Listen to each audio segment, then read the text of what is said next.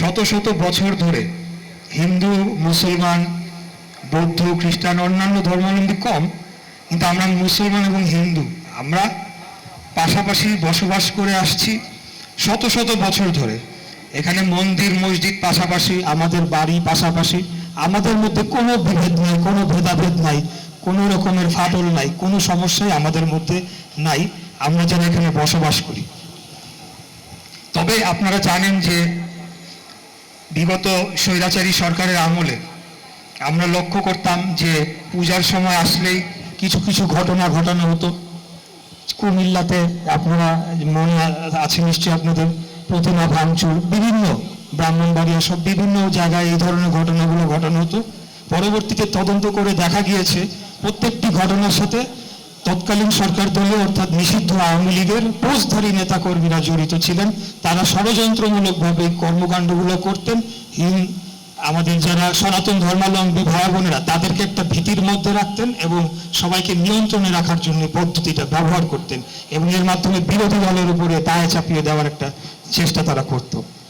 এই ধরনের যে রাজনৈতিক ফায়দা লোটার যে কিছু গ্রুপ, তারা বাদে কিন্তু আমাদের মধ্যে, আমরা যারা এই শহরে বসবাস করি, আমরা অত্যন্ত শান্তিপূর্ণভাবে একে অপরের সাথে বসবাস করি। আমাদের মধ্যে কোনো ধরনের, আমার জন্মের পর থেকে আমার মনে নাই যে ঢাকায় কখনো কোনো সাম্প্রদায়িক কোনো গোলমাল হয়েছে, গন্ডগোল হয়েছে বলে আমার মনে পড়ে না। তাই অতীতে আমি বহুবার এখানে এসেছি, কয়েকবার।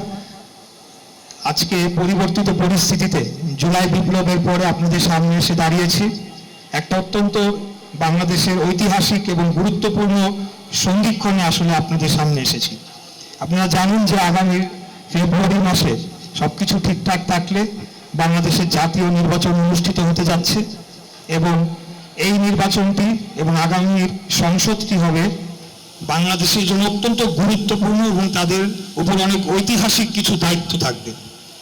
তাই আমি আপনাদের সন্তান হিসেবে, আপনাদের ভাই হিসেবে, এলাকার সন্তান হিসেবে বলছি, যদি আগামী নির্বাচনে দল আমাকে মনোনয়ন দেয় এবং যদি আমি আপনাদের ভোটে নির্বাচিত হই, তাহলে আপনাদের কাছে আমরা প্রতিশ্রুতিবদ্ধ, জনগণের কাছে আমরা প্রতিজ্ঞাবদ্ধ, আগামী সংসদে আমরা প্রত্যেকটি যে সংস্কারের প্রস্তাব আনা হয়েছে, যেগুলো বাংলাদেশের সকল রাজনৈতিক দল ঐক্যমত্য হয়েছে, এই সবগুলোকে আগামী সংসদে অবশ্যই বাস্তবায়ন করা হবে। জনগণের সকল ইচ্ছা আকাঙ্ক্ষার প্রতিফলন ঘটানো হবে। আপনারা জানেন যে এর মধ্যে ঐতিহাসিক কিছু বিষয় রয়েছে।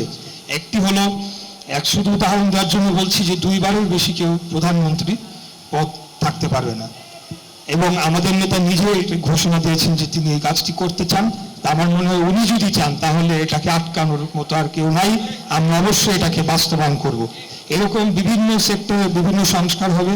পাশাপাশি আমাদেরকে এই যে বিগত স্বৈরাচার যে গণহত্যা চালিয়েছে, সেটি অবশ্যই বাংলাদেশের মাটিতে একটা সুষ্ঠু নিরপেক্ষ তদন্ত মাধ্যমে তাদেরকে তাদের প্রাপ্য শাস্তি নিশ্চিত করতে হবে এবং সেই শাস্তি বাস্তবায়ন করতে হবে।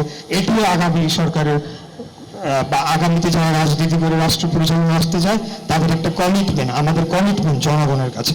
আমরা সংস্কারও করব, বিচারও করব এবং বাংলাদেশকে এগিয়ে নিয়ে যাওয়ার জন্য যা যা পদক্ষেপ নেওয়া দরকার সেই পদক্ষেপগুলো আমরা অবশ্যই বাস্তবায়ন করব। এটা আমাদের জনগণের কাছে ওয়াদা।